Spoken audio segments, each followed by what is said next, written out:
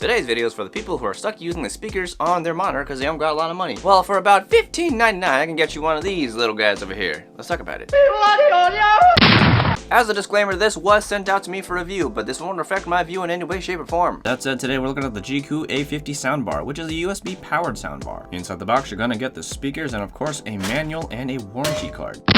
Taking a closer look at the speaker itself, it's a 12.5-inch long speaker that's entirely made of plastic. The grill has a pixelated design, and under light we can see where the two drivers are. Off to the sides are where the LEDs will glow blue. On the back are two vents, presumably to help with bass, and on the bottom are 2 feet, which are padded in foam. The controls are on an inline dongle, with 2 on-off buttons, one for the speakers and one for the LEDs, as well as a volume wheel. As for the input plugs themselves, you have a USB 2.0 cable that's used to power the device, as well as a 3.5mm jack for audio. When powered up, the LEDs will glow blue and only blue. They only glow in blue. If you don't want them, you can turn them off. Just press the button on the controls, which by the way also have a blue light to help you find the volume wheel. Alright, now let's listen to how the soundbar sounds in comparison to my monitor speakers.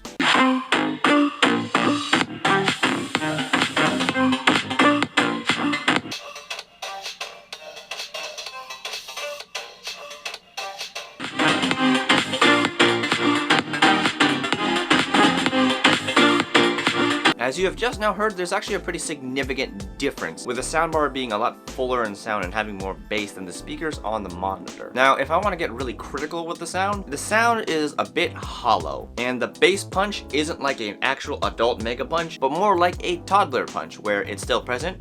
It does make an impact, but it's not a very strong impact. Once again, we do have to keep into perspective that it is a $15.99 soundbar, and this is like kind of expected, and at this price range, it's actually still pretty decent. Now, there is something I should note about the speaker and about a lot of other like cheap USB powered speakers, and it's electrical magnetic interference. You see, what can happen is if you take the USB plug and plug it into the back I/O of a computer, not all of them, but some of them, you might experience electromagnetic interferences, which would essentially cause like a very audible humming noise in the speaker. To mitigate this problem, you usually just kind of take that plug and plug it into a USB port that's plugged into your computer rather than straight into the back, or plugging into the front I/O if that's all you got. But another thing you can do if you want to open up more USB ports on your computer is you can just plug it into a USB power adapter. Once again, this caveat isn't just limited to this soundbar, it's also limited to a lot of other USB powered speakers. Not exactly ideal, but that's just the weirdness of technology. Now that I think about it, I should probably make a separate video on like explaining how to deal with the humming noise caused by the electromagnetic interferences from the USB ports in the back of your PC. It's basically what I just told you guys right here, but I think a dedicated video might help. Leave a comment in the description to see if I should do it. Honestly, I might just do it anyway. We'll see. Once you got that USB situation sorted out, or if you never had it at all, it's a pretty decent speaker at its price. And if you want to buy it, I'm going to leave an affiliate link in the description, so if you buy it from there, I'm going to get a small kickback to buy stuff for this channel. Anyway, that's about all I got for this video, so if you liked it,